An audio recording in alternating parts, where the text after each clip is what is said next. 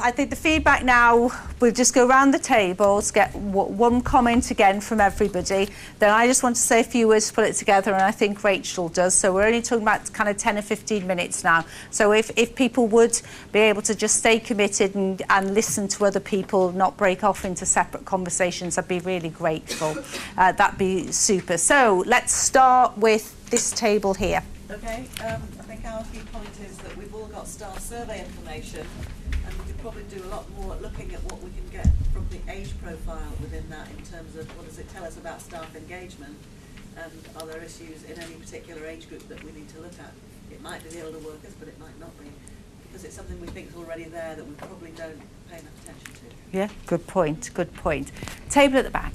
We have lots of conversation around how we begin to have conversations with people, how we... So, do you want to stand up actually, because we want to get a bit of filming, so in big voice. Was around actually how we begin or improve our communication, and particularly at the line manager level, and how can we support them and give them the skills that they need to start to have some real conversations, and they feel empowered to work out some of the solutions to support their team members in a more rounded way. And that really sort of came from the real story that we heard today, and I think it's probably left something really powerful for us to go back and work out what's really going on within our teams. And if we don't personally know the answer, let's find out and ask somebody who may be able to help us. Okay, thank you. Table at the back. We focused on having a demographic assessment, but also to introduce a wellbeing service to staff, an MOT sort of thing. Right. So we can see what's happening and support staff. Okay, great, thank you. This table. You said that too. We felt that it was really important to talk to the workforce and to understand that it's not just talking to our workforce, it's getting that parity across other workforces as well, other employers, to really enhance the caring together type integration agendas. So yeah, I would expect that same conversation to happen in the local council with our major charitable and third sector agencies as well, and maybe even the private sector. Okay. We need to have that sort of conversation because we need a more diffused set of workforces where people can move easily as and when they need to. Great, thank you. I'm standing on top of you, sorry about that. There you go. We said all of that stuff. And what we thought in terms of encouraging consistency and looking at the some of the issues that Chris raised about do we really tackle demographic issues and the ageing workforce, is looking at a toolkit for managers that for consistency's sake could be done across, and we would talk to the North West Leadership Academy about it, about inclusion in management and leadership development programmes, and just try and ramp it up the agenda a bit. Okay, great, thank you. Table at the front. Brian, are you? Yeah. Yep, is it you? Yeah, we said similar to others really, that we needed to actually start to now cascade the demographic map as a task really through the management structure, so that conversation could start to happen with individuals to see what intentions are, so we could know across the health economy what that looked like. But there was also a play as well, I think, that came out of that we need to start looking at more generalist skills rather than specialist skills, even within professions, and looking at how we create a more flexible workforce to meet the needs of the future. Okay, and this table?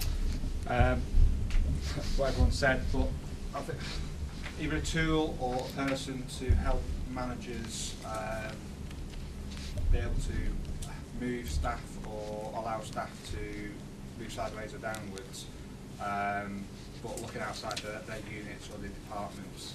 It's common we're having that your managers might not refuse it because they know it's out there somewhere else. So it could be an electronic tool that allows HR to say there's a vacancy over here, or this person has also expressed an interest to go down in time or hours, and therefore could be filled by somebody else here. So just trying to remove barriers for saying no as a sort of default to allow people to, as I say, I'm going to say downsizing either job time or job role as well. Okay, thanks Matt.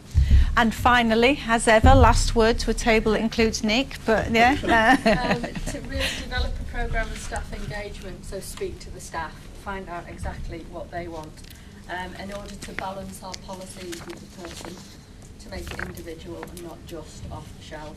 And maybe as an outcome to develop an NHS type of constitution for staff, to say these are our pledges, these are your pledges, so that everybody understands what's expected and what they can receive in return. Okay. Great, thank you, thank you.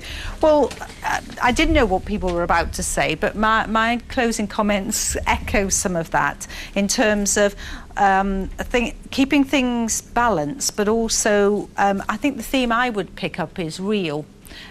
There was a lot of stuff that would count under the category of real for me, and I've got sort of 4 examples, which is, I think, it's real in that, going back to what Dean was started the day off, we're not in a crisis today, but this is going to happen. And so we need to be starting to have a real conversation and start to draw up action plans about what we want to see going to happen.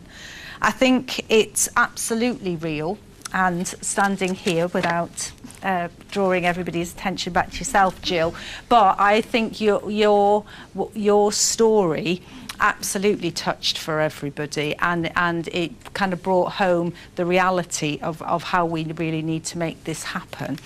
But I think the other part for real, and Nicola, I think you made a number of really, really relevant points, which were around, we've got to make the existing policies work.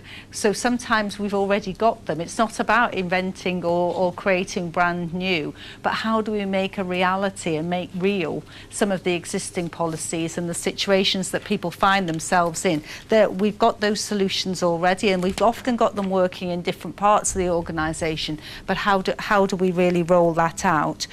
And I think finally, I think in terms of the kind of the sophistication of really understanding it, it's, you know, I think it's the point that this is much more than just a numbers game. I know, Jerry, you don't like anything to do with head count, but even when you get to counting numbers, when the world of HE Northwest and the world for Mike is about kind of workforce plans, GPs are a great example, whereas we know how many of them are going to retire, we know about the kind of the numbers, but actually those who are retiring frequently are working full time, and those who we are producing and going into that world are saying that's not the way that they want to work in the future, and they're much more interested in part-time and flexible working. So we're not replacing like with like at all, and again, that's a reality. It's much more than the numbers, it's the richness of it, and we really need to have that level of understanding. So in terms of next steps, we know that the issues coming out from today and everything that you've said has been well documented, not just in my crude summary there. It'll get reported back to the National Review. It will report through to the Caring Together Programme Board, and we will be putting lots of the information onto the website, thecaringtogether.info/working together. And so all of that information will be available, and some of the links to some of the work that Dean talked about, some of the great examples which Chris gave, will all be available for people to be able to use.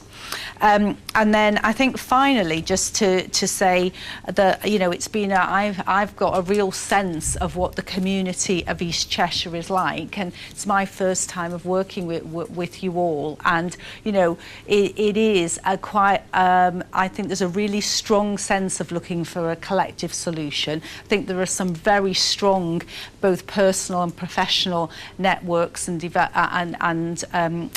strengths, very personal strengths of those networks, of the way that you clearly work together.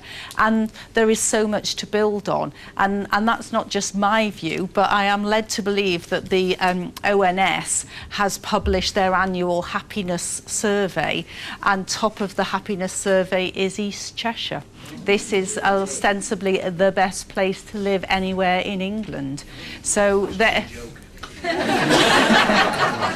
Well, no, I've got all my jokes out on the way here by saying that, you know, once you drive through posh Shrigley, you know that life is always going to appear a lot better. So anyway, on that note, I'd like to just hand over to Rachel to draw the event to a close. Thanks very much, Laura. I'm not going to spend much time. I just wanted to say some thank yous.